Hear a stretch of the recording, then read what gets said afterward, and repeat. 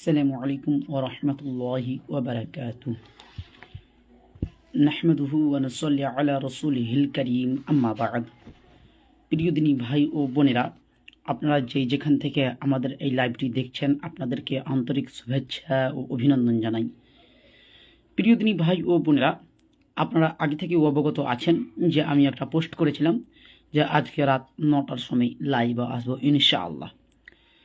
তো আজকে আমরা সঠিক সময়ে লাইভে চলে এসেছি, এই জন্য আলহামদুলিল্লাহ।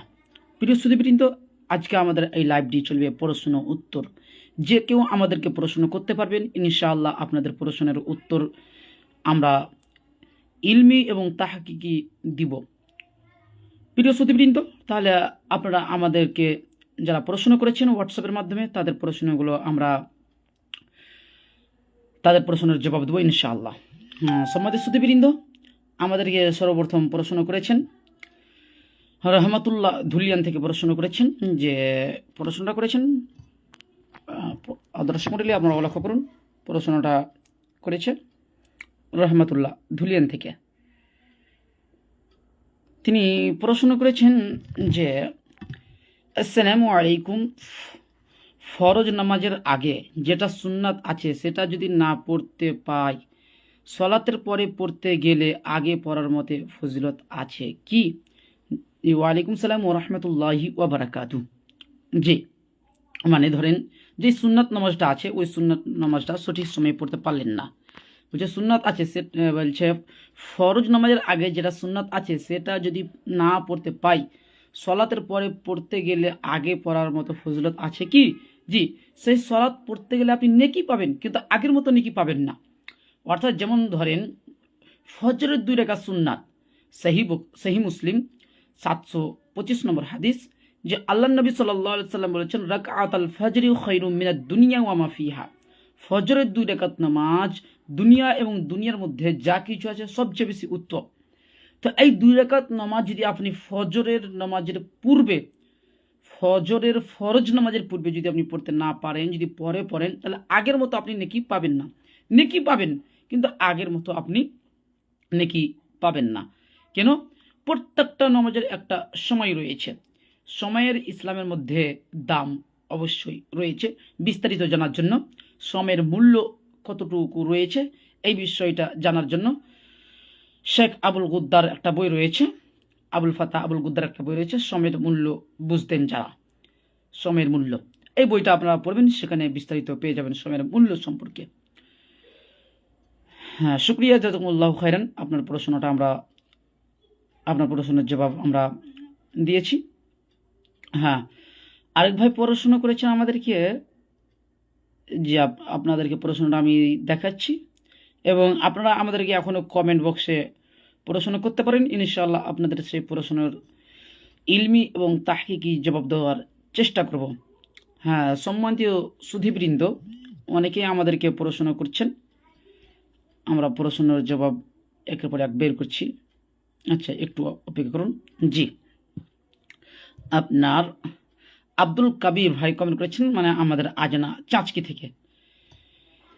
তিনি আমাদেরকে প্রশ্ন করেছেন হোয়াটসঅ্যাপের মাধ্যমে, এই যে প্রশ্ন করেছেন যে আমার একটা প্রশ্ন, একটা লোক আজানের আগে ভুলে নামাজ পড়ে নিয়েছে, তো এখন আবার আজান হলো, তো ফের কি নামাজ পড়তে হবে কি, একটু বলবেন প্লিজ। আচ্ছা, হ্যাঁ আব্দুল কাবির ভাই খুব সুন্দর প্রশ্ন করেছেন, এই প্রশ্নটার জবাব আমরা ইনশাআল্লাহ দলিল ভিত্তিক দিব। প্রিয় সুধীবৃন্দ, অর্থাৎ সময়ের পূর্বে যে নামাজ, ফরজ নামাজটা আপনি পড়ে নিয়েছেন, এই নামাজটা হবে কি হবে না, এইটা প্রশ্ন করেছেন আব্দুল কাবির ভাই। এ সম্পর্কে শেখ সালেহ আল উসাইমিন রহমাহুল্লাহকে প্রশ্ন করা হয়েছিল, এই বইটা দেখতে পাচ্ছেন, ফাতাওয়া আর কানুন ইসলাম। এই বইয়ে শেখ সালেহ আল উসাইমিন রহমাহুল্লাহকে প্রশ্ন করা হয়েছিল, এটা হচ্ছে বাংলা, পৃষ্ঠা নম্বর 345 নম্বর পৃষ্ঠা। সেখানে শেখ সালেহ আল উসাইমিনকে প্রশ্ন করছেন, প্রশ্ন নম্বর 206, প্রশ্ন করছেন অজ্ঞতাবশত সময় হওয়ার আগেই সালাত আদায় করে নেওয়ার বিধান কি? অর্থাৎ ভুল করে কেউ যদি ফরজ সালাত আদায় করে নেই সময় হওয়ার পূর্বেই, সময়ের আগে যদি ওই ব্যক্তি অজ্ঞতাবশত ভুল করে নামাজ পড়ে নেই, তাহলে এই সলাতের, এই নামাজের বিধান কি? তখন শেখ সোয়ালে আল ওসাইমিন রাহমাহুল্লাহ তিনি জবাব দিচ্ছেন, সময় হওয়ার আগে সালাত আদায় করলে তা বিশুদ্ধ হবে না। অর্থাৎ সময় হয়নি, ফরজ নামাজের সময় হয়নি, আপনি তার আগে যদি আপনি ফরজ নামাজ আদায় করে নেন তাহলে এটা বিশুদ্ধ হবে না, এটা সঠিক হবে না।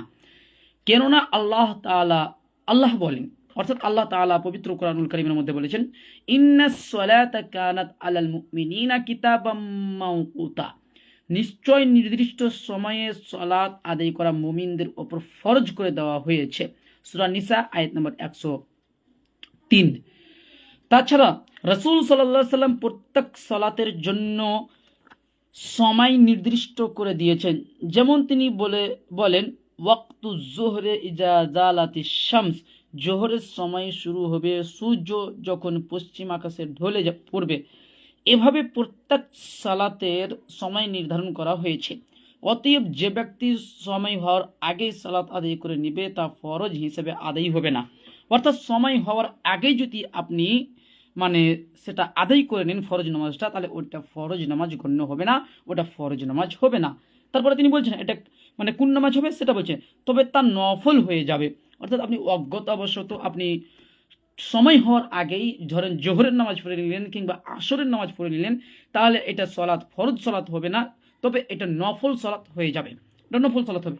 তারপরে তিনি বলছেন, দেখেন, অতএব সময় হওয়ার পর ওই সলাত তাকে পুনরায় পড়তে হবে, আল্লাহ অধিক জ্ঞান রাখেন।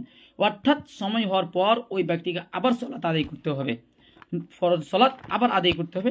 এই যে আপনারা দেখলেন এখানে রয়েছে শেখ সোয়ালে আল উসাইমিন রাহমাহুল্লাহকে প্রশ্ন করা হয়েছিল, পৃষ্ঠা নম্বর 345 নম্বর পৃষ্ঠা, ফাতাওয়া আরকানুল ইসলাম।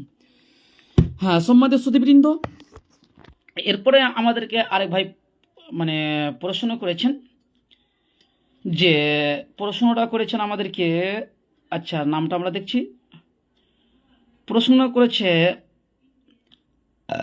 আব্দুস সাত্তার ভাই।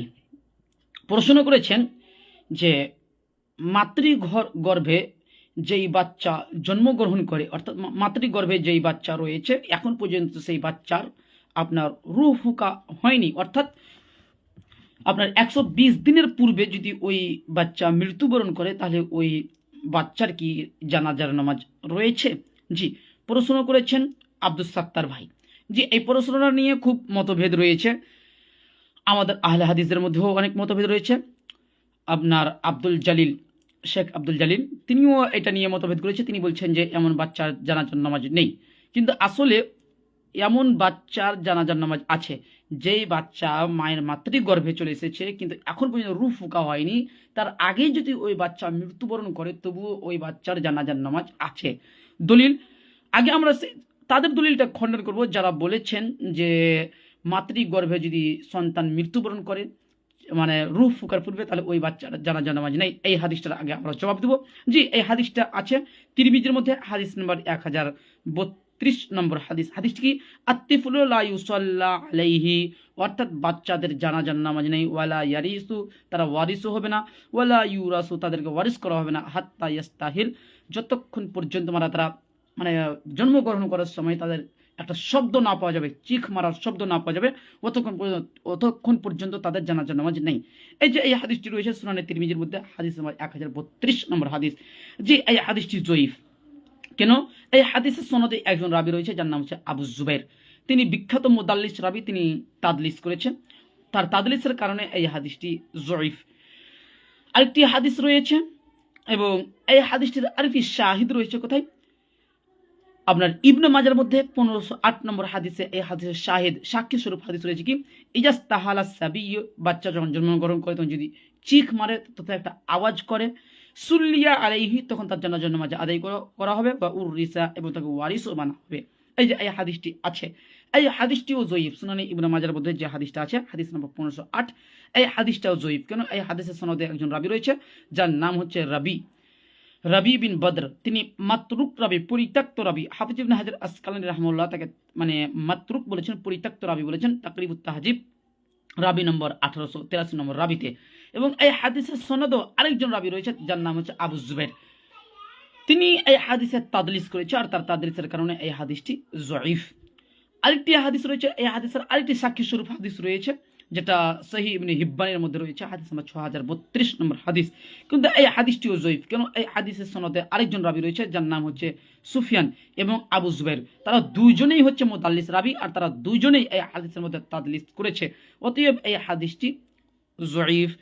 এবং একই মানে হাদিস, এই হাদিসটি মুস্তাদরাক আলা সহিহ হাকিম 4 খণ্ড 348 পৃষ্ঠার মধ্যে রয়েছে। সেখানেও আবু জুবাইর এবং সুফিয়ান সৌরি রয়েছে, তার কারণে এই হাদিসটি জয়ীফ। অতএব মানে যেই বাচ্চা জন্মগ্রহণ করবে তার রূহ ফুঁকার পূর্বে মানে মৃত্যুবরণ করে গিয়েছে, এমন বাচ্চার জানাজার নামাজ নেই মর্মে যে হাদিসগুলো আছে, প্রত্যেকটা হাদিস জয়ীফ, একটাও হাদিস সহিহ নেই। এবার আমরা আলোচনা করব তাহলে এদের কি জানাজার নামাজ আছে? জি হ্যাঁ, জানাজার নামাজ আছে। দলিল হিসাবে আমরা পেশ করব সুনানে আবি দাউদ হাদিস নাম্বার 3180 নম্বর হাদিস। 3180 নম্বর হাদিস। সম্বন্ধে সুধীবৃন্দ একটু অপেক্ষা করুন। 3180 নম্বর হাদিস, সুনানে আবি দাউদ হাদিস নাম্বার 3180 নম্বর হাদিস। হাদিসটা কি? যে হ্যাঁ, মুগীরা বিন শুবা রাদিয়াল্লাহু তাআলা আনহু থেকে বর্ণিত, মানে জিয়াদ ইবনু জুবাইর তার পিতা হতে মুগীরা ইবনু শুবা সূত্রে হাদিস বর্ণনা করেছেন, যে বর্ণনাকারী ইউনুস রাহমাহুল্লাহ বলেন, আমার ধারণা জিয়াদ পরিবারের সদস্যরা আমাকে জানিয়েছেন জিয়াদ হাদিসটি নবী সাল্লাল্লাহু আলাইহি সাল্লাম থেকে বর্ণনা করেছেন।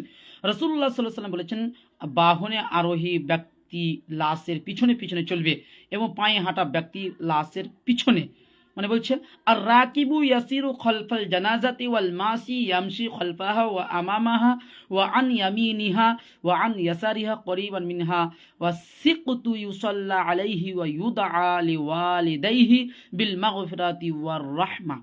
অর্থাৎ যে বাহনে আরোহী ব্যক্তি লাশের পিছনে পিছনে চলবে এবং পায়ে হাঁটা ব্যক্তি লাশের পিছনে চলবে, সামনে ডানে বামে এবং সাথেও যেতে পারবে, অপূর্ণাঙ্গভাবে প্রসবিত মানে বাচ্চার জানাজা পড়তে হবে। অর্থাৎ অসিক্ত, যেই বাচ্চা মানে মানে আপনার সাকিত হয়ে গেছে, মানে আপনার রূহ ফুকার পূর্বে মৃত্যুবরণ করে গিয়েছে, ইউসল্লি আলাইহি, ওই বাচ্চার জানাজার নামাজ রয়েছে। তারপরে বলছে ওয়ায়ুদ আলি ওয়ালিদিহি, ওয়ালিদাইহি, তার পিতা মাতার জন্য দোয়া করতে হবে, বিল মাগফিরাতি, ক্ষমার, এবং ওয়ার রাহমাতি, এবং রহমাতের। এই যে এই হাদিসটি রয়েছে সুনান আবু দাউদের মধ্যে, হাদিস নাম্বার 3180 নম্বর হাদিস। আরেকটি হাদিস রয়েছে মুসান্নাফ ইবনে আবি শাইবা 3 খণ্ড আপনার 530 পৃষ্ঠার মধ্যে রয়েছে। আব্দুল্লাহ বিন নাফে রাহমাহুল্লাহ থেকে বর্ণিত, তিনি বলেন যে আব্দুল্লাহ বিন উমর রাদিয়াল্লাহু তাআলা আনহু মানে সেই বাচ্চার জানাজার সালাত আদায় করেছেন যেই বাচ্চা মানে জন্মগ্রহণের পূর্বেই মানে আপনার রূহ ফুকার পূর্বে মৃত্যুবরণ করেছেন, এমন বাচ্চার আব্দুল্লাহ বিন উমর রাদিয়াল্লাহু তাআলা আনহু জানাজার সালাত নামাজ আদায় করেছেন। এছাড়াও আপনার মুহাম্মদ বিন সিরিন রাহমাহুল্লাহ তিনিও স্পষ্টভাবে বলেছেন, যেটা মুসান্নাফ ইবনে আবি শাইবা আপনার 3 খণ্ড 10 পৃষ্ঠা হাদিস নাম্বার 11591 নম্বর হাদিস, হাদিসের সনদ সহিহ। মুহাম্মদ বিন সিরিন রাহমাহুল্লাহ বলছেন, ইউসাল্লা আলা সাগীরে কামা ইউসাল্লা আলাল কাবীর, অর্থাৎ যেমন বড়দের জানাজার নামাজ আদায় করা হয় ঠিক তেমন ছোটদেরও জানাজার নামাজ আদায় করা হবে। এবং ইবনু সিরিন রাহমাহুল্লাহ থেকে আরেকটা বর্ণনা পাওয়া যায় মুসান্নাফ ইবনে আবি শাইবা 10 খণ্ড আপনার 3 খণ্ড 10 পৃষ্ঠা হাদিস নাম্বার 11588 নম্বর হাদিস। সেখানে আসিক শব্দ রয়েছে, এর অর্থ হচ্ছে যে ওই বাচ্চার জানাজার নামাজ আদায় করা হবে যেই বাচ্চাটা মানে রূহ ফুকার পূর্বেই মানে মৃত্যুবরণ করেছে, এই বাচ্চার জানাজার নামাজ আদায় করা হবে। ইমাম আহমদ বিন হাম্বল রাহমাহুল্লাহকে এই বিষয়ে প্রশ্ন করা হয়েছিল, যেটা মাসাইলুল ইমাম আহমদ রিওয়ায়াত ইবনে আব্দুল্লাহ, যেটা রয়েছে আপনার পৃষ্ঠা নম্বর 529, যে ইমাম আহমদ বিন হাম্বল রাহমাহুল্লাহকে প্রশ্ন করা হয়েছিল যে এমন বাচ্চার জানাজার নামাজ আছে কি যেই বাচ্চাটা জন্মগ্রহণ করেছে কিন্তু সেই ব্যক্তি মৃত্যু অবস্থায় জন্মগ্রহণ করেছে, তার রূহ ফুকা হয়নি, সেই ব্যক্তি শব্দ মানে চিখো মারেনি মানে শব্দ করেনি, এমন বাচ্চার জানাজার সালাত আছে কি? ইমাম আহমদ বিন হাম্বল রাহমাহুল্লাহকে প্রশ্ন করা হয়েছিল। তখন ইমাম আহমদ বিন হাম্বল রাহমাহুল্লাহ জবাব দিচ্ছেন, ইউসাল্লা আলাইহি, এমন বাচ্চার জানাজার সালাত আদায় করতে হবে। ওয়া ইল্লাম ইয়াস্তাহিল, মানে প্রশ্ন করছে ইউসাল্লাহ আলাইহি, এমনকি বাচ্চার জানাজা সালাত আদায় করা হবে যেই বাচ্চা ওয়া ইল্লাম ইয়াস্তাহিল, যেই বাচ্চা মানে চিখ মারেনি, আওয়াজ দেয়নি জন্মগ্রহণ করার সময়, এমন বাচ্চার কি জানাজা সালাত আদায় করতে হবে? ক্বালা, তখন তিনি বলছেন, ইমাম আহমদ বিন হাম্বল রাহমাহুল্লাহ বলছেন, নাআম, হ্যাঁ, এমন বাচ্চারও জানাজা সালাত আদায় করতে হবে। অতএব এমন বাচ্চারও জানাজা সালাত আপনি আদায় করতে পারবেন, কোনো সমস্যা নেই। আদায় করা যাবে না মর্মে যে হাদিসগুলো রয়েছে, ওই হাদিসগুলো একদম সহি নয়, ওই হাদিসগুলো একদম দুর্বল হাদিস। হ্যাঁ, সম্মানিত শ্রোতাবৃন্দ, অনেকে আমাদেরকে কমেন্ট করেছেন। আব্দুল মোত্তালিব ভাই কমেন্ট করেছেন, আসসালামু আলাইকুম, কেমন আছেন ভাইজান, আপনাকে একটি প্রশ্ন করার ছিল। জি, ওয়ালাইকুম সালাম ওয়া রাহমাতুল্লাহি ওয়া বারাকাতুহু। জি ভাইজান, আপনি প্রশ্ন করেন, ইনশাআল্লাহ আমরা উত্তর দেওয়ার জন্য তৈরি রয়েছি। মোহিত আলী ভাই কমেন্ট করছেন, বাংলায় জুমার খুতবা প্রমাণ দিলে ভালো হতো। জি, বাংলায় জুমার খুতবা দেওয়া যাবে। দেখেন, জুম্মার খুতবা, জুমার খুতবা এটা কোন ভাষায় দিবেন? দেখেন, প্রত্যেক ভাষা, অর্থাৎ যেখানে যেই ভাষা চলে আপনি ওই ভাষাতে খুতবা দিতে পারবেন, কোনো সমস্যা নেই। এই বিষয়ে আমার একটা বিস্তারিত মানে ভিডিও রয়েছে, যেটা আপনি রেজাউল করিম আবরারের ভিডিওর জবাবে পেয়ে যাবেন। রেজাউল করিম আবরারের ভিডিওর যখন জবাব দিয়েছিলাম, তখন এই বিষয়টা আমি বিস্তারিত আলোচনা করেছিলাম যে ফার্সি আপনার ইমাম আবু হানিফা রাহমাহুল্লাহ থেকে একটা উক্তি পাওয়া যায় যে ইমাম আবু হানিফা রাহমাহুল্লাহ তিনি ফার্সি ভাষায় মানে আপনার জুমার খুতবাকে জায়েজ বলেছেন। ভিডিওতে আমি বিস্তারিত আলোচনা করেছি। হ্যাঁ, বি আর মিলন অফিসিয়াল ভাই কমেন্ট করছেন, আসসালামু আলাইকুম, কেমন আছেন জাহির ভাই? জি, ওয়ালাইকুম সালাম ওয়া রাহমাতুল্লাহি ওয়া বারাকাতুহু। জি ভাইজান, খুব ভালো আছি, আপনি কেমন আছেন? আচ্ছা, মুমতাজুল ভাই, মুমতাজুল ইসলাম ইরফানি ভাই মানে কমেন্ট করেছিল যুক্ত হওয়ার জন্য। আচ্ছা, দেখি পাওয়া যায় কিনা। আচ্ছা, একটু অপেক্ষা করুন তো।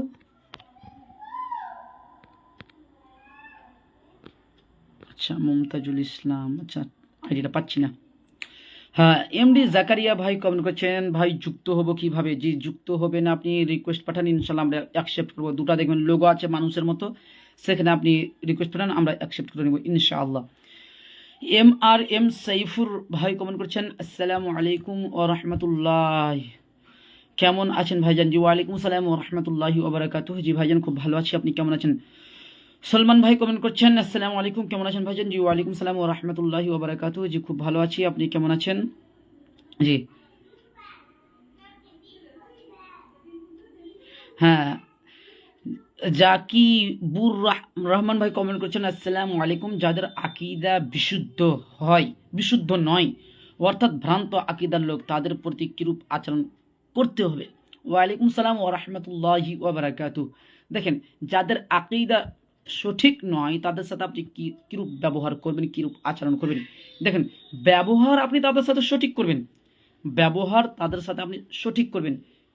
কেন? ব্যবহারের কারণে আল্লাহ সুবহানাহু ওয়া তাআলা আপনাকে অনেক নেকি দিবে। হ্যাঁ, প্রশ্নটা এখানে আসছে, তাদের সাথে মিলামিশা যাবে কিনা, বিদাতীদের সাথে মিলামিশা যাবে কিনা, কেন তাদের আকীদা সঠিক নয়। তো এ সম্পর্কে আপনার সুনান দারিমি হাদিস নাম্বার 209 এর মধ্যে একখানা হাদিস পাওয়া যায় যে আব্দুল্লাহ বিন মাসউদ রাদিয়াল্লাহু তাআলা আনহু একজন বিদাতীকে মসজিদ থেকে বের করে দিয়েছিলেন, মসজিদ থেকে বের করে দিয়েছিলেন। মানে বিদাতীদের ব্যাপারে মানে তিনি কত শক্ত ছিলেন যে তিনি মসজিদ থেকে বের করে দিয়েছিলেন। অতএব আপনি বিদাতীদের সাথে সম্পর্ক মানে করবেন করবেন না, কিন্তু আপনি তাদের সাথে মানে আচরণ ভালো করবেন। যদি দেখা সাক্ষাৎ হয় তাহলে আপনি তাদের আচরণটা ভালো করবেন। সুন্দর ব্যবহারের কারণে, উত্তম আচরণের কারণে আল্লাহ সুবহানাহু ওয়া তাআলা বান্দাকে অনেক নেকি দেয়, যেটা সহিহ মুসলিমের মধ্যে হাদিস রয়েছে, হাদিস নম্বর 1609 নম্বর হাদিস।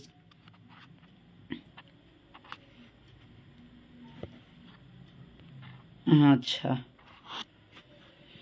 আব্দুল বারি ভাই কমেন্ট করেছেন, ঠিক আছে জাহাঙ্গীর ভাই, সুন্দরভাবে তুলে ধরেছেন আলোচনাটা। জি, শুকরিয়া, জাযাকুল্লাহু খাইরান ওয়া হাসানাল জাযা।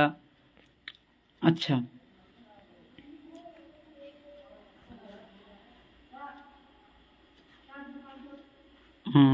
সৈদুল ইসলাম কমেন্ট করেছেন, হ্যাঁ ভাইজান, ইমাম ইবনে আব্দুল বার রাহমাহুল্লাহর লেখা আত-তামহিদ কিতাবে উকবা বিন সেহবান থেকে সলাতে নাভির নিচে হাত বাঁধার একটি হাদিস বর্ণনা হয়েছে, ওই হাদিসটার বিষয় একটু বলবেন? জি, প্রথম কথা মনে রাখবেন, আর তামহিদ ইবনে আব্দুল বার থেকে আপনার নাভির নিচে হাত বাঁধার যে হাদিসটা রয়েছে এই হাদিসটা গ্রহণযোগ্য নয়। এই হাদিসটা গ্রহণযোগ্য নয়, এক। দুই, আত-তামহিদ ইবনে আব্দুল বারের যে হাসিয়া রয়েছে সেখানে স্পষ্টভাবে লিখে দেওয়া হয়েছে, এটা মূল আত-তামহিদ ইবনে আব্দুল বারের মূল নুসখাতে নেই, স্পষ্টভাবে সেখানে লিখে দেওয়া হয়েছে। তাছাড়া এই হাদিসের সানাদ নিয়ে আপত্তি রয়েছে, প্রচুর আপত্তি রয়েছে। আমার একটা ভিডিও রয়েছে, দেখবেন যে সালাতে কোথায় হাত বাঁধবেন, নাভির নিচে হাত বাঁধার হাদিসের খণ্ডন। সেখানে আমি এই বিষয়টা যতগুলো হাদিস আছে নাভির নিচে হাত বাঁধার সবগুলো হাদিসের জবাব দিয়েছি, সেখান থেকে একটু বিস্তারিত জেনে নিন। আচ্ছা, হ্যাঁ, অনেকে কমেন্ট করছেন, কমেন্টগুলো আমরা দেখছি আর আমরা ইনশাআল্লাহ জবাব দেওয়ার চেষ্টা করছি। আচ্ছা, আমরা কমেন্টগুলো দেখছি, তারপর আমরা জবাব দিচ্ছি ইনশাআল্লাহ। অনেক কমেন্ট করেছেন দিনী ভাইরা।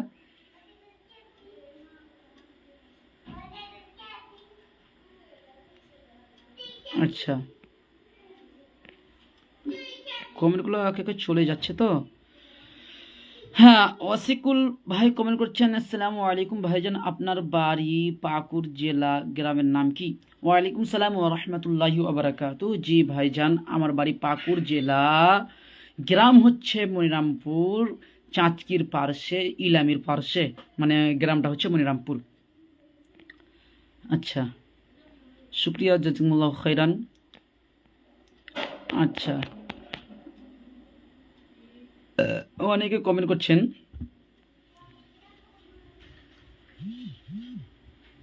আচ্ছা, সম্মানিত দর্শক মণ্ডলী, অনেকে কমেন্ট করছেন, কমেন্টগুলো মানে এক ভাই কমেন্ট করছে, ওটা কি আছে, ইস্তাক সে কমেন্ট করছে, মানে ওর কমেন্টের জন্য মানে আমরা সঠিকভাবে সব কিছু দেখতে পাচ্ছি না, মানে এত কমেন্ট করছে, মানে যে পাচ্ছে মানে সেই কমেন্ট করে দিচ্ছে, ওই জন্য মানে দেখতে পাচ্ছি না। সম্মানিত সুধীবৃন্দ, একটু আপনারা অপেক্ষা করুন তো, তাকে মানে আগে ব্লক করতে হবে, যেহেতু তিনি প্রচুর কমেন্ট করছে, মানে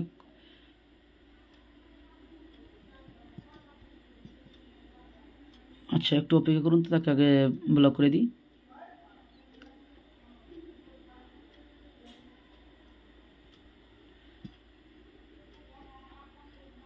আচ্ছা, একটু অপেক্ষা করুন।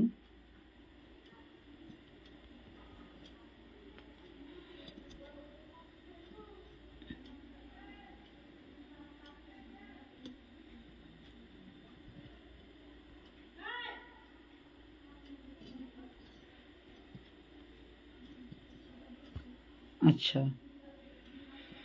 হ্যাঁ, অনেকে কমেন্ট করছেন। জি, হ্যাঁ, মোহিত আলী। আচ্ছা, কমেন্ট আপনার চলে গেল। হ্যাঁ, জি, চলে এসেছে। হ্যাঁ, মোহিত আলী ভাই কমেন্ট করছেন, আমরা দেওবন্দি, ইমামের পিছনে নামাজ পড়ি, ইমাম তাবিজ দেয়, তার পিছনে নামাজ হবে কি? জি, খুব সুন্দর প্রশ্ন করেছেন, যে আমরা দেওবন্দিদের পিছনে নামাজ পড়ি, কিন্তু সেই ইমাম তাবিজ দেয়, এমন ব্যক্তির পিছনে নামাজ হবে কি না? জি, আগে একটা হাদিস উল্লেখ করতে চাই এ সম্পর্কে, তারপর আপনি নিজেই চিন্তা ভাবনা করবেন যে এই ব্যক্তির পিছনে নামাজ হবে কিনা। সুনানে ইবনে মাজাহ, হাদিস নাম্বার 3530 নম্বর হাদিস।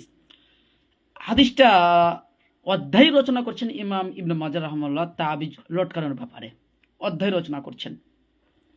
এটা অসংখ্য গ্রন্থ হাদিসটা রয়েছে।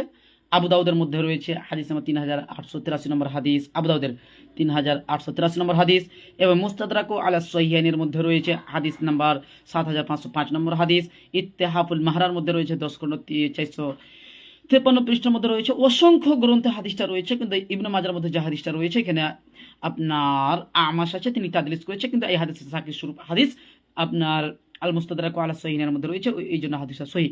হাদিসটা কি, আমি শুধু বাংলা পড়ে শুনিয়ে দিচ্ছি, যেহেতু হাদিস বিরাট লম্বা, আমি যে মূল অংশটা আরবি শুনিয়ে দেবো ইনশাআল্লাহ। দেখেন হাদিসটা কি, জয়নাব রাদিয়াল্লাহু তাআলা আনহা থেকে বর্ণিত, এক বৃদ্ধা আমার এখানে আসতো এবং সে চর্মপ্রদাহের ঝাড়ফুঁক করত। আমাদের একটি লম্বা পা বিশিষ্ট খাট ছিল।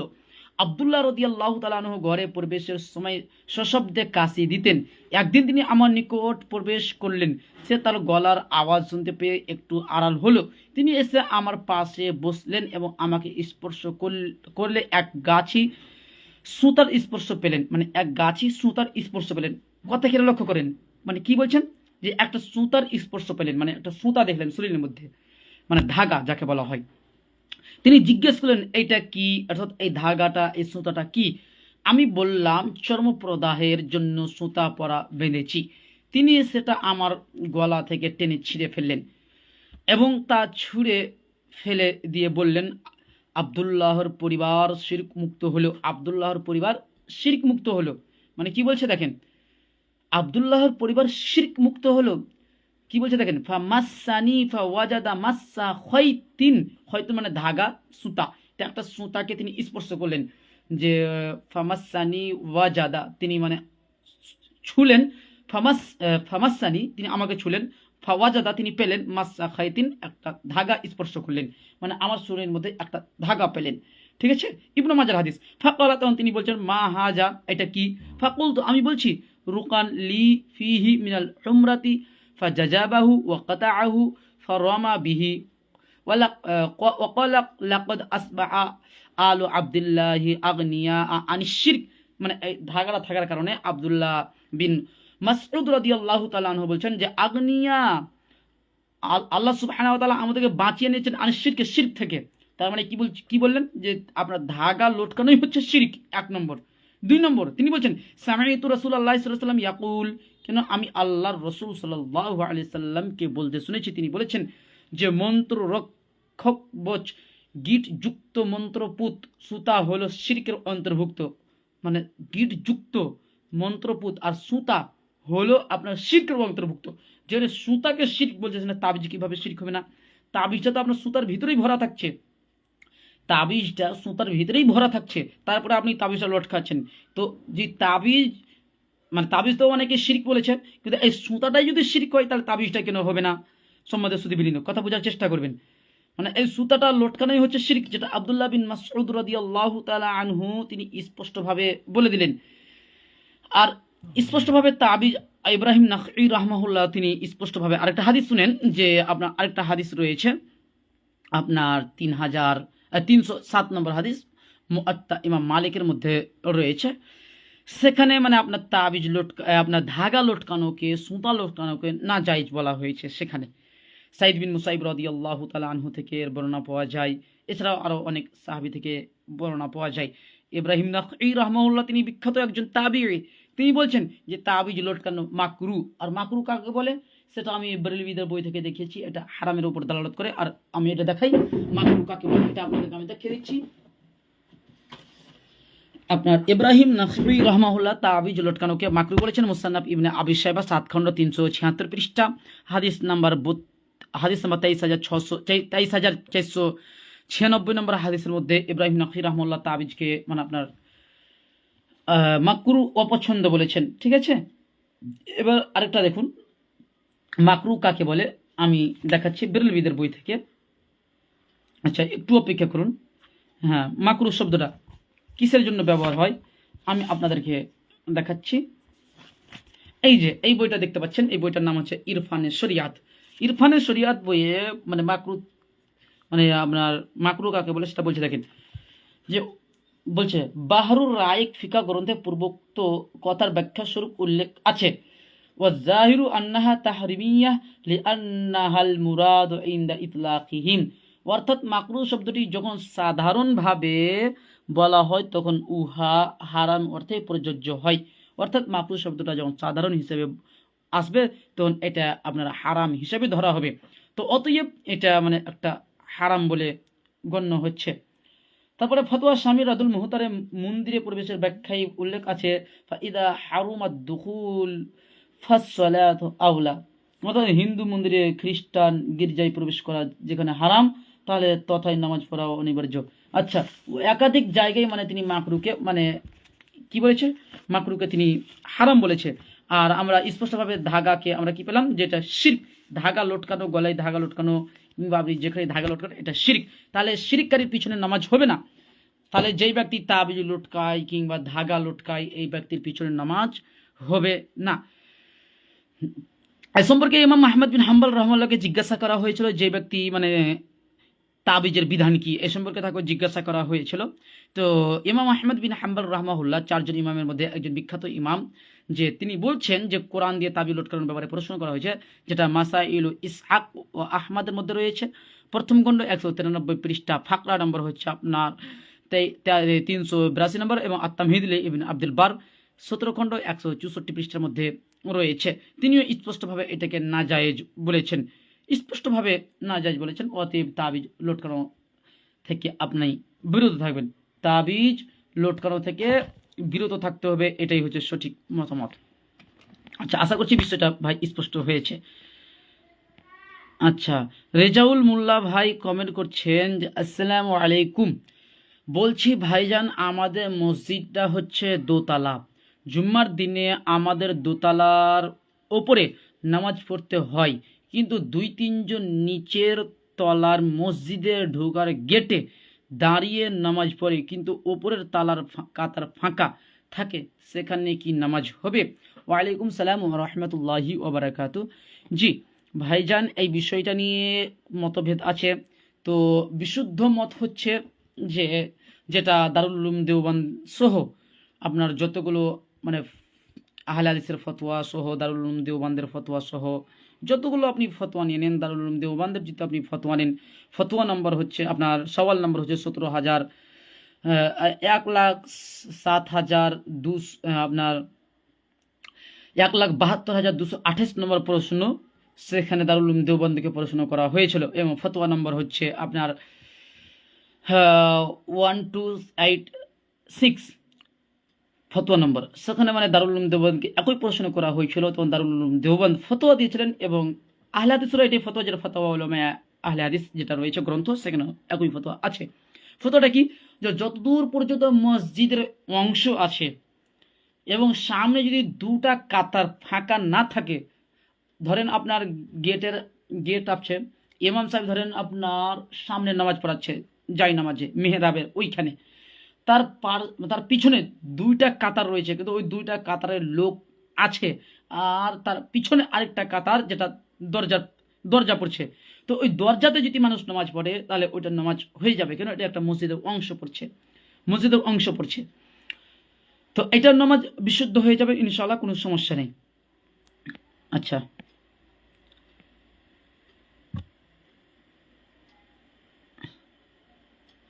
হ্যাঁ, সাইফুদ্দিন এসকে ভাই কমেন্ট করছেন, আসসালামু আলাইকুম ভাইজান, হানাফিদের সাথে আসরের ফজরের জামাতে নামাজ পড়া যাবে?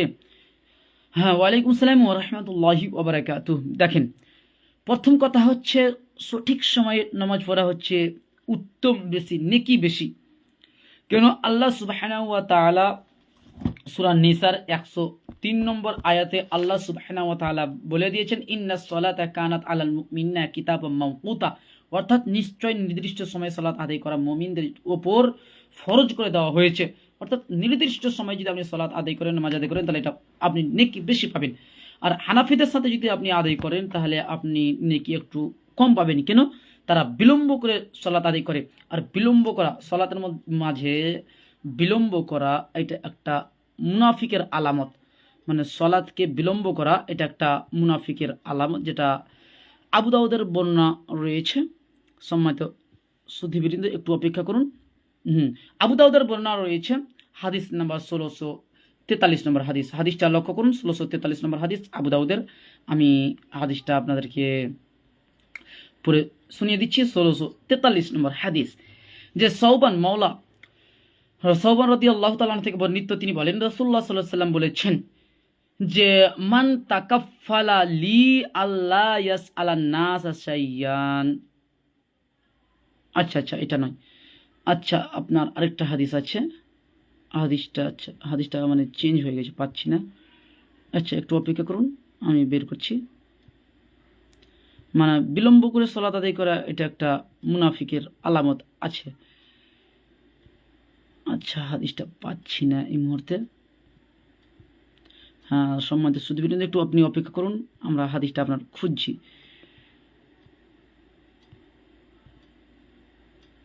আচ্ছা, হাদিসটা চলে গিয়েছে। আচ্ছা, একটু অপেক্ষা করুন, দেখি আমরা পাওয়া যায় কিনা হাদিসটা। আচ্ছা, একটু একটু আর একটু।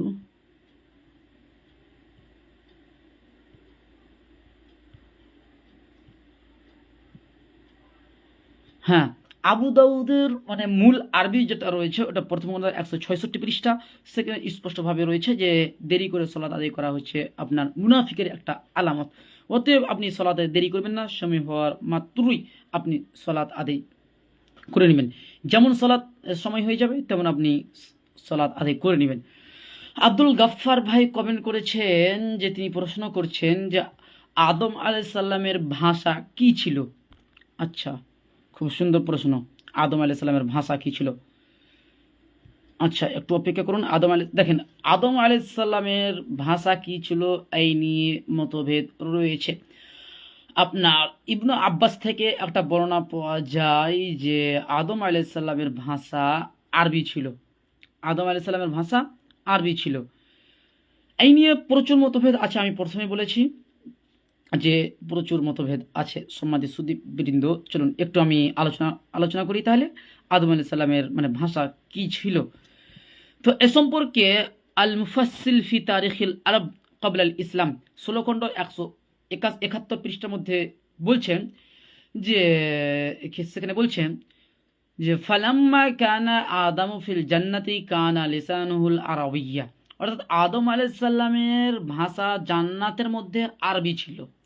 ওয়ালাম্মা আসা, যখন আদম আলাইহিস সালাম নাফরমানি করলো, গুনাহ করলো, সালাবাহুল্লাহ, তখন আল্লাহ সুবহানাহু ওয়া তাআলা তার জবানটাকে খিঁচে নিলেন, মানে বন্ধ করে দিলেন। আল আরবিয়া, অর্থাৎ আরবি জবানটাকে, আরবি ভাষাটাকে তার মুখ থেকে বের করে নিলেন। মানে ফাতাকাল্লামা বিসিরিয়ানিয়া, তখন তিনি সিরিয়ানি ভাষা বলতে আরম্ভ করলেন। মানে তখন আর আদম আলাইহিস সালাম যখন দুনিয়াতে আসলেন তখন আদম আলাইহিস সালাম তিনি আর মানে আরবি ভাষা বলেননি, তখন তিনি সিরিয়ানি ভাষা বলেছেন। এ সম্পর্কে আপনার ইবনে আব্বাস রাদিয়াল্লাহু তাআলা আনহু থেকে একটা হাদিস পাওয়া যায়, যেটা শারহুস সুন্নাহ লিল বাগাবী প্রথম খণ্ড 182 পৃষ্ঠা, হাদিস নাম্বার আপনার 194 নম্বর হাদিস। হাদিসটি হচ্ছে ওয়াকাল ইবনে আব্বাস লাউলা আইয়াসসারাহু আলা লিসানিল আদামিয়িন মাস্তাতাআ আহাদুন আন ইয়াতাকাল্লামা বিকালামিল্লাহ। এই যে এই হাদিসটা রয়েছে। অতএব আদম আলাইহিস সালামের ভাষা জান্নাতে আরবি ছিল, দুনিয়াতে আদম আলাইহিস সালামের ভাষা সিরিয়ানি ছিল।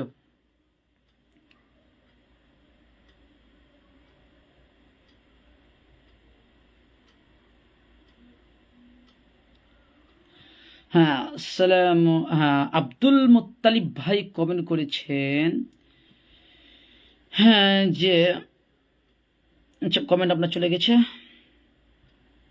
আচ্ছা, কমেন্ট আপনার দেখছি, তারপরে আমরা বের করছি কমেন্ট। আপনার একটু আপনি অপেক্ষা করুন। কমেন্টটা দেখতে দেখতে মানে চলে গেলো। আচ্ছা, একটু অপেক্ষা করুন, কমেন্ট আপনার চলে গিয়েছে।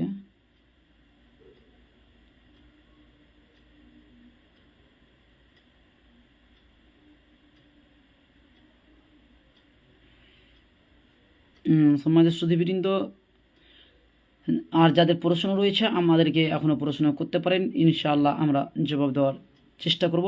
যেহেতু আমরা আর বেশিক্ষণ লাইভে থাকবো না, যেহেতু অনেকক্ষণ আমরা লাইভে ছিলাম, এই জন্য আমরা আর বেশিক্ষণ লাইভে থাকবো না।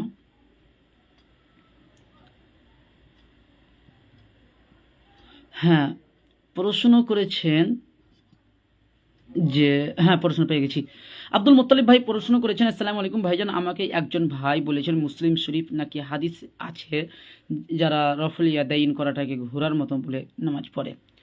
আচ্ছা, জি হ্যাঁ, মুসলিম শরীফের মধ্যে হাদিস আছে রফল ইয়াদাইন করা সম্পর্কে, যেটা যেটা আপনি বলতে চেয়েছেন। হাদিস মুসলিম শরীফ প্রথম খণ্ড 181 পৃষ্ঠা, হাদিস নাম্বার 430 নম্বর হাদিস, মাকতাবা শামিলা সংস্করণ। সেখানে কি যে খরাজা আলাইনা রাসূলুল্লাহ সাল্লাল্লাহু আলাইহি ওয়াসাল্লাম ফাকালা মালি আরাকুম রাফি আইদিকুম কাআন্না আজনাবু খায়লিন শুমসিন উসকুনু ফিস সালাহ। এই যে উসকুনু ফিস সালাহ রয়েছে, যে এটাকে নাকি দুষ্ট ঘোড়ার সাথে তুলনা করা হয়েছে। মনে রাখবেন, এটা সম্পূর্ণ ধোঁকাবাজি ছাড়া আর কিছুই নয়। এটা সম্পূর্ণ ধোঁকাবাজি। কিন্তু এই হাদিসের পরের অংশটা যদি পড়া যায়, পরের হাদিসটা, তাহলে স্পষ্টভাবে রয়েছে যে এটা সালাম কুন্না ইদা সাল্লাইনা মা রাসূলুল্লাহ সাল্লাল্লাহু আলাইহি ওয়াসাল্লাম কুলনা আসসালামু আলাইকুম ওয়া রাহমাতুল্লাহ, আসসালামু আলাইকুম ওয়া রাহমাতুল্লাহ। এটা সালামের সাথে সম্পৃক্ত করা হয়েছে।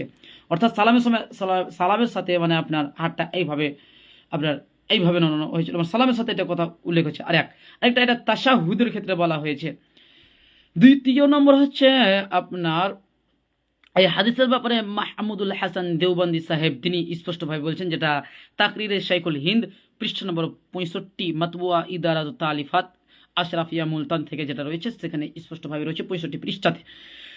হ্যাঁ, মাহমুদুল হাসান দেওবন্दी साहब বলছেন, তাকে প্রশ্ন তিনি বলছেন যে বাকি अजनाबे ख्याल की रिवायत से जवाब देना आज रूए इंसाफ दुरुस्त नहीं क्योंकि वो सालाम के बारे में है। অর্থাৎ বাকি থাকলো আজনাবে খয়লিন কি রিওয়াজ সে, আজনাবে খয়লিনের বর্ণনা দ্বারা, আজনাবে খয়লিনের বর্ণনায় মানে জবাব দেওয়া যে এটা দুষ্ট ঘোড়ার সাথে তুলনা করা হয়েছে, এটা ইনসাফের কথা নয়, এটা ইনসাফ সঠিক নয়, কেন এটা সালামের সাথে সম্পৃক্ত। ताकि उस्मानी হানাফি দেওবন্দি দারসে তিরমিজি উর্দু দ্বিতীয় খণ্ড 36 পৃষ্ঠার মধ্যে ताकि उस्मानी देवबंदी তিনিও বলছেন, लेकिन इन सब की बात यह है कि इस हदीस हनफिया का इस्तेदलाल मुश्ताबाह और कमजोर है। অর্থাৎ বলছেন কিন্তু ইনসাফের কথা এটাই যে এই হাদিস থেকে হানাফিদের ইস্তেদলাল একদম কমজোর। স্পষ্টভাবে বলছেন এই হাদিস থেকে হানাফিদের ইস্তেদলাল একদম কমজোর। অতএব এই হাদিস থেকে মানে ঘোড়া দুষ্ট ঘোড়ার সাথে তুলনা করা হয়েছে, এটা সম্পূর্ণ মানে ভুল ব্যাখ্যা, যেটা হানাফি ভাইরা করে থাকে, এটা সম্পূর্ণ ভুল ব্যাখ্যা। বিস্তারিত জানার জন্য আমার একটা মুনাজারা রয়েছে, সেখানে দেখবেন আমি রাফুল ইয়াদাইন নিয়ে বিস্তারিত আলোচনা করেছি সেখানে। আচ্ছা, লাইভে তো এতগুলো মানে দলিল দেওয়া যায় না, যেহেতু অনেকে প্রশ্ন করেছে। আচ্ছা, আমরা প্রত্যেকের প্রশ্নের জবাবগুলো দেওয়ার চেষ্টা করব। হ্যাঁ, আব্দুল কাবির ভাই আবার প্রশ্ন করছেন যে একটা লোক আজানের আগে ভুলে নামাজ পড়ে নিয়েছে, তো এখন আবার আজান হলো, তো ফের কি নামাজ পড়তে হবে কি, একটু বলবেন প্লিজ। জি দেখেন, এই প্রশ্নর আব্দুল কাবির ভাই এই প্রশ্নের জবাব আপনার প্রথমেই দিয়েছি, তারপরে হয়তো আপনি দেখেননি, এই জন্য আমি আপনার প্রশ্নটির জবাব আরেকবার দিচ্ছি। দেখেন, এই বইটা দেখতে পাচ্ছেন ফাতাওয়া আর কানুল ইসলাম, ফতোয়া নম্বর 206 নম্বর ফতোয়া, পৃষ্ঠা নম্বর 345 নম্বর পৃষ্ঠাতে প্রশ্ন করা হয়েছিল যে অজ্ঞতাবশত সময় হওয়ার আগে সালাত আদায় করে নেওয়ার বিধান কি, শেখ সালেহ আল উসাইমিনকে প্রশ্ন করা হয়েছে। তো শেখ সালেহ আল উসাইমিন রাহিমাহুল্লাহ তিনি জবাব দিচ্ছেন যে সময় হওয়ার আগে সালাত আদায় করলে তা বিশুদ্ধ হবে না, অর্থাৎ সময় হয়নি তার আগে যদি আপনি ফরজ নামাজ আদায় করলেন তাহলে এটা বিশুদ্ধ হবে না, এটা সঠিক হবে না। কেননা আল্লাহ বলেন ইন্না সলাত কানাত আলাল মুমিনিনা কিতাবাম মাওকুতা, নিশ্চয় নির্দিষ্ট সময়ে সালাত আদায় করা মুমিনদের উপর ফরজ করে দেওয়া হয়েছে, সূরা নিসা আয়াত নম্বর 103। তাছাড়া রাসূলুল্লাহ সাল্লাল্লাহু আলাইহি ওয়াসাল্লাম প্রত্যেক সালাতের জন্য সময় নির্দিষ্ট করে দিয়েছেন, যেমন তিনি বলেন ওয়াক্তু যুহরি ইযা জালাতিশ শামস, অর্থাৎ জোহরের সময় শুরু হবে সূর্য যখন পশ্চিমাংশে ঢলে পড়বে, এভাবে প্রত্যেক সালাতের সময় নির্ধারণ করা হয়েছে।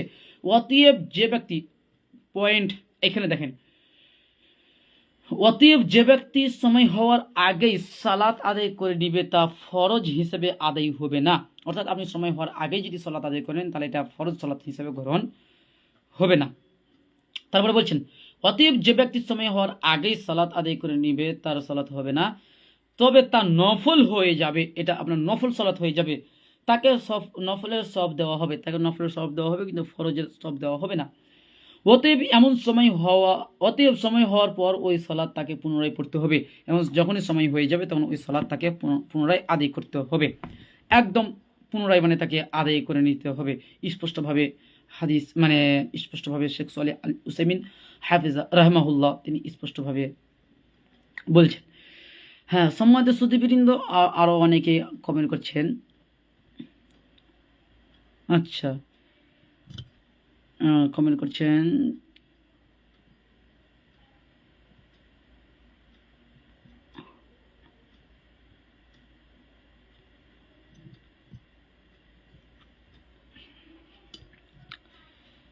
আচ্ছা, হ্যাঁ, আপনার কি কমেন্ট করেছেন এটা দেখতে পাচ্ছি না, কমেন্টে চলে গেল। হ্যাঁ, শহীদুল ইসলাম ভাই কমেন্ট করছেন যে ভাইজান আমি হিন্দু বাড়িতে কাজ করি, আমাকে চা বা আরও অন্য কিছু খেতে দেই, আমি ওই খাবারগুলো খেতে পারবো কি? জি ভাইজান, খুব সুন্দর প্রশ্ন করেছেন যে আমি হিন্দুদের বাড়িতে কাজ করি, তো সেই হিন্দু ভাইরা আমাকে চা দেয় আর অন্য কিছু খাবার দেয়, তো এইসব খাবার গ্রহণ করতে পারবো কি, খাবার খেতে পারবো কি? জি এর জবাব আমরা আসনানুল কুবরা লিল বাইহাকি 5 খণ্ড 335 পৃষ্ঠা থেকে দেব, যেটা সানাদ হাসান, যে আব্দুল্লাহ বিন মাসউদ রাদিয়াল্লাহু তাআলা আনহুর নিকটে কিছু গ্রাম্য ব্যক্তি, কিছু ব্যক্তি এসে জিজ্ঞাসা করছেন যে আমাদের পড়োশীদের মধ্যে, আমাদের বাড়ির মধ্যে, আমাদের আশেপাশের এমন মানুষ রয়েছে যারা হারাম খাদ্য খায়, এবং আমি ধারণা করি তাদের খাবার হচ্ছে খাবিস। খাবিস শব্দ রয়েছে, খাবিস তথা হারাম। তো আমি কি তারা আমাকে কখনো কখনো দাওয়াত দেয়, তাহলে কি আমি তাদের দাওয়াত গ্রহণ করতে পারবো? আমি কি তাদের খাবার খেতে পারবো? তখন আব্দুল্লাহ বিন মাসউদ রাদিয়াল্লাহু তাআলা আনহু তিনি বলছেন, ইতাহু, তুমি যাও, আও আজিবহু, তুমি তাদের দাওয়াত গ্রহণ করো, ফা ইন্নামা, কেননা, ওয়াজিরুহু আলাইহি, তাদের গুনাহ তাদের উপর হবে, তোমার উপর নয়। এখন যদি আপনাকে হিন্দুরা দাওয়াত দেয়, হিন্দুরা আপনাকে খাবার খেতে দেয়, তাহলে আপনি খাবার খেতে পারবেন না। এই হাদিস অনুযায়ী যদি তাদের ওই মালটা হারাম হয়, তবু তাদের উপরে গুনাহ হবে, আপনার উপরে গুনাহ হবে না। যেটা আব্দুল্লাহ বিন মাসউদ রাদিয়াল্লাহু তাআলা আনহু তার গ্রামের ব্যক্তিদেরকে একই কথা বলেছেন, যে তুমি যাও, ও তারা যদি হারামও খাদ্য খেতে দেয়, তবুও তুমি তাদের খাদ্য খাও, অসুবিধা নেই। কিন্তু এই গুনাহ যে খাওয়াচ্ছে তার হবে যদি হারাম হয়, এটা আপনার গুনাহ হবে না। তো অতএব আপনি তার হিন্দুদের খাবার খেতে পারবেন, শুধু মাংস খেতে পারবেন না, কেন তারা বিসমিল্লাহ বলে জবাব করে না। এই ব্যাপারে স্পষ্টভাবে নাস রয়েছে। হ্যাঁ, আচ্ছা। বিআর মিলন ভাই কমেন্ট করছেন, ভাইজান কোনো এক বক্তার মুখে শুনেছি, সে বলেছে যে এমনও নবী রসুল পৃথিবী থেকে চলে গেছেন যারা বিবাহ করেননি, এবং কয়েকজন মুহাদ্দিসগণও নাকি বিবাহ করেননি। কথা কি সত্য নাকি বানাওয়াট? জানাবেন ইনশাআল্লাহ। হ্যাঁ, সম্মানিত দর্শক মণ্ডলী, খুব সুন্দর প্রশ্ন করেছেন যে দুনিয়াতে এমনও নবী দুনিয়া থেকে চলে গেছেন যারা বিবাহ করেননি। জি, এ সম্পর্কে কিছুটা মতভেদ আছে। তো আমরা বলবো যে ঈসা আলাইহিস সালাম বিবাহ করেছেন কি করেননি এর কোনো প্রমাণ পাওয়া যায় না। তিনি একজন নবী, কিন্তু ঈসা আলাইহিস সালাম বিবাহ করেছেন কি করেননি কোনো প্রমাণ পাওয়া যায় না। অতএব এই ব্যাপারে আল্লাহ রাব্বুল আলামিন ভালো জানেন। কিন্তু আল্লাহ সুবহানাহু ওয়া তাআলা পবিত্র কোরআনের মধ্যে স্পষ্টভাবে বলেছে। আচ্ছা, আমি একটু আয়াতটা বের করছি। আচ্ছা, একটু অপেক্ষা করুন তো, আমি আয়াতটা পাওয়া যায় কিনা দেখি। আচ্ছা, একটু অপেক্ষা করুন, আমি আয়াতটা বের করছি। যে আল্লাহ সুবহানাহু ওয়া তাআলা পবিত্র কোরআনুল কারীমের মধ্যে, আচ্ছা অনেকদিন আগে পড়েছি, একটা পাওয়া যাচ্ছে না। আচ্ছা, একটু অপেক্ষা করুন তো দর্শক মণ্ডলী, একটু অপেক্ষা করুন, দেখি আয়াতটা পাওয়া যায় কিনা।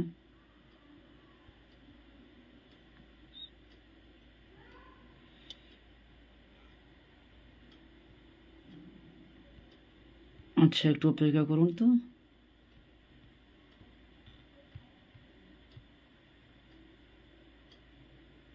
জি, কিন্তু পবিত্র কোরআনে পাওয়া যায় যে নবীরা বিবাহ করেছেন। আচ্ছা, একটু আমি দেখছি, আপনি একটু অপেক্ষা করেন।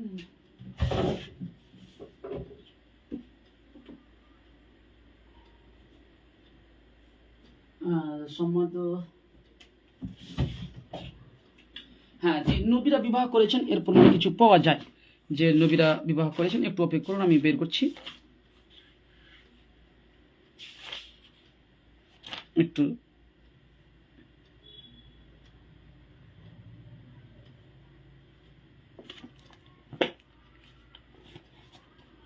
হ্যাঁ, জি, পবিত্র কোরআনে পাওয়া যায়, যেটা সূরা রাদের মধ্যে আল্লাহ সুবহানাহু ওয়া তাআলা বলেছেন, ওয়ালাকাদ আরসালনা রুসুলাম মিন ক্বাবলিকা ওয়া জাআলনা লাহুম আজওয়াজান ওয়া যুররিয়্যা। সূরা রাদের মধ্যে আল্লাহ সুবহানাহু ওয়া তাআলা বলেছেন, আপনার সূরা রাদের আল্লাহ সুবহানাহু ওয়া তাআলা বলছেন যে ওয়ালাকাদ আরসালনা, আপনার পূর্বে আমি, রসুলান মিন ক্বাবলিকা, আপনার পূর্বে অনেক নবী রসুল প্রেরণ করেছি, ওয়া জাআলনা লাহুম, এবং আমি তাদেরকে দিয়েছি, আজওয়াজাও, বিবি, ওয়া যুররিয়া, এবং সন্তাদি দিয়েছি। তো এই আয়াত স্পষ্টভাবে প্রমাণ করে যে নবীদেরও বিবাহ হয়েছেন, কেন এখানে বহু বচন শব্দ এসেছে। যে আল্লাহ সুবহানাহু ওয়া তাআলা স্পষ্টভাবে বলছেন যে ওয়ালাকাদ আরসালনা, যে মিন ক্বাবলি, ওয়ালাকাদ আরসালনা রুসুলাম মিন ক্বাবলিকা, হে নবী সাল্লাল্লাহু আলাইহি সাল্লাম, আপনার পূর্বে আমি অনেক নবী ও রাসূল প্রেরণ করেছি। ওয়া জাআলনা লাহুম, যাদেরকে আমি দিয়েছি, দান করেছি, আজওয়াজান, বিবি, স্ত্রী দান করেছি। তো মানে এই আয়াত স্পষ্টভাবে প্রমাণ করে যে নবীদেরও বিবাহ হয়েছে, এবং আরও বলছেন যে জুররিয়াতান, এবং তাদেরকে আমি সন্তানও দিয়েছি। তার মানে কি বোঝা যাচ্ছে যে নবীদেরও বিবাহ হয়েছে। আর মুহাদ্দিসদের ব্যাপারে এটা নিয়ে কিছুটা মতভেদ পাওয়া যায় যে মুহাদ্দিসদের বিবাহ হয়েছিল কিনা, যেমন ইমাম বুখারী রাহমাহুল্লাহর বিবাহ হয়েছিল কিনা। তো এ সম্পর্কে আব্দুল্লাহ বিন আব্দুর রাজ্জাক হাফিজাহুল্লাহর একটা বই রয়েছে মিন্নাতুল বারী, সেখানে তিনিও একটা ধারণা করছেন যে ইমাম বুখারী রাহমাহুল্লাহর বিবাহ হয়েছিল কিনা। এই বিষয়ে কোনো স্পষ্টভাবে দলিল পাওয়া যায় না যে তার বিবাহ হয়েছিল কিনা। হ্যাঁ, আচ্ছা, যাই হোক, বাকিটুকু আল্লাহু আলাম, আল্লাহ এই বিষয়ে ভালো জানেন।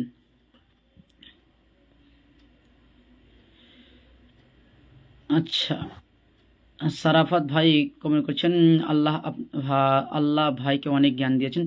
জি শুক্রিয়া, জাযাকুমুল্লাহ খায়রান। জি ভাই, আপনি দোয়া করবেন এবং সকলে আমার জন্য দোয়া করবেন যাতে আল্লাহ সুবহানাহু ওয়া তাআলা আরও জ্ঞান দান করেন।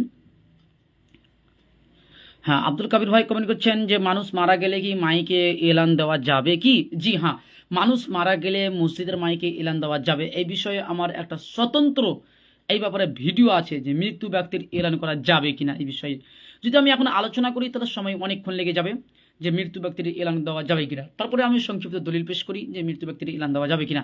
সহিহ বুখারী 2য় খণ্ড 72 পৃষ্ঠা হাদিস নম্বর 1245 নম্বর হাদিস, এবং মুসনাদুল বাজ্জার 14 খণ্ড 138 পৃষ্ঠা হাদিস নম্বর 7709 নম্বর হাদিস, যে আবু হুরায়রা রাদিয়াল্লাহু তাআলা আনহু বলেন রাসূলুল্লাহ সাল্লাল্লাহু আলাইহি ওয়াসাল্লাম নাআন নাজাসি ফিল ইয়াউমিল্লাযী মাতা ফিহি, যেদিন নাজাসি বাদশা মারা যায় ওদিন আল্লাহ নবী সাল্লাল্লাহু আলাইহি ওয়াসাল্লাম মৃত্যুর খবর দিয়েছেন, এলান করেছেন।